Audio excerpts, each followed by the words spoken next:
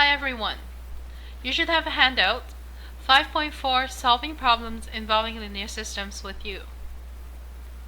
Problem A. Yasser is renting a car. Zenocar Rental charges $45 for the rental of the car and $0.1 per kilometer driven. Erdo's car rental charges $36 for the rental of the same car and 25 cents or $0.25 per kilometer driven. Which company should Yasser choose to rent a car from? Well, this is something that happens in real life, and you need to make a decision between which car rental to go with. What you learned yesterday for solving linear systems by graphing can actually be useful in a situation like this. We're going to complete a table of values and a graph for each car company to decide, well, when is it cheaper to rent from one, not the others? Will it reverse? And is there a time that it doesn't really matter? Well, we'll start with Zeno. So we know that to rent from Zeno Car Rental, we need to pay $45 and also 10 cents per kilometers. So for the given distances here on the table of value, you will multiply 0.1 by the distance plus $45. So when you drive nowhere, it costs $45. But when you start driving for say 20 kilometers, then it will cost you 0.1 times 20 plus 45, which means $47. You do the same thing, multiply 0.1 by 40 kilometers driven plus $45 gives you $49. And then the computer or your calculator will tell you that when you drive 60 kilometers, it will be $51. When you drive 80 kilometers, it will cost you $53. How about Erdos? Well, this company charges $36 for the rental itself, and for every kilometer driven, it will cost 25 cents or $0.25. So you will have to multiply 25 cents or $0.25 by the distance plus 36 to get the cost. So for driving 20, 40, 60, and 80 kilometers, you will get these costs. So $41, $46, $51, and $56.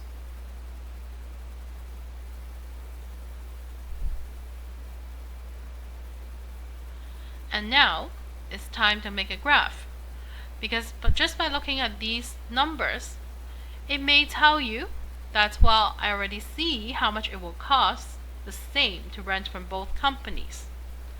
But is it really cheaper to rent from one or the other? And it's good to look at what the graphs will look like. To draw a line, remember you need 2 points. I will pick the first point and the fourth point from each company's data. So for the graph of Zeno, you should have a point at 0 and 45, as well as 60 and 51. You need to approximate the point 51. Just try your best to be as accurate as possible. The graph of Erdos should consist of the point 0 and 36 and 60 and 51. Now, if you want to choose a different set of points, that's absolutely fine, because you will end up with the exact same lines. Draw the points, plot the points, draw the lines using the help of a ruler. And Scott, what do we need to make sure? We need to make sure the lines extend to the edge of the grid.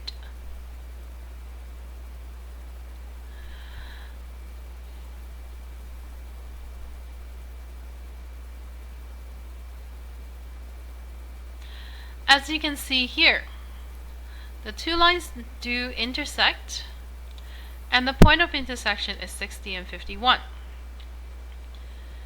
This helps us to answer the first part of question 1 on the left. What is the point of intersection of the two lines?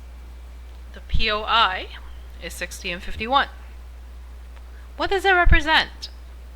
Well, it means that it costs the same to rent a car from both companies if he has to drive 60 kilometers. The cost is $51.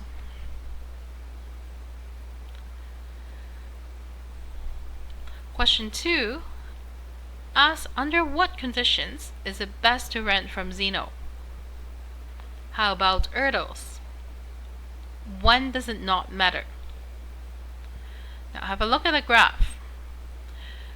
To the left of the point of intersection, the blue line is obviously costing less, and this represents Erdos. But once you drive past 60 kilometers, the further you go, the more you can actually save if you rent from Zeno, because the red line appears to be below the blue line. So we can say that if we are driving less than 60 kilometers, Erdos is less expensive. But if you're driving more than 60 kilometers, Zeno is less expensive.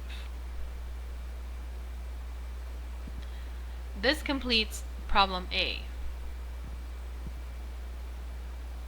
Next, we're going to move on to look at problem B.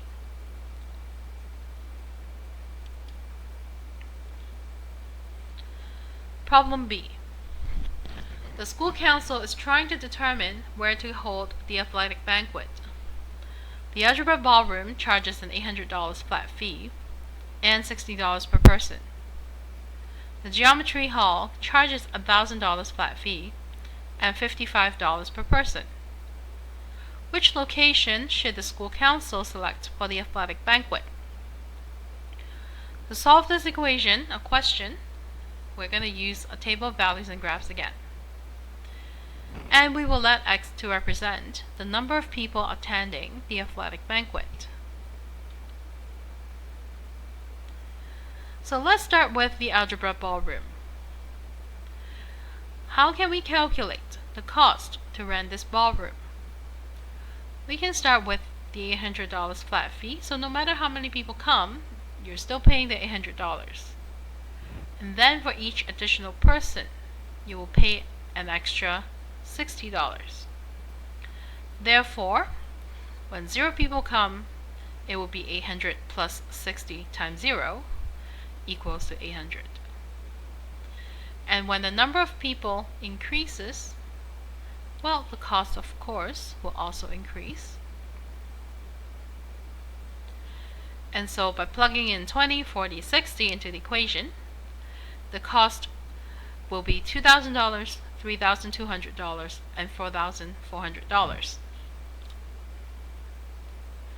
To rent the geometry hall, a similar way can be used to calculate the cost. So there is a $1,000 flat fee and $55 per person, so plus 55 times x. So once again, using a very similar method, you can calculate the cost when 20, 40, and 60 people show up.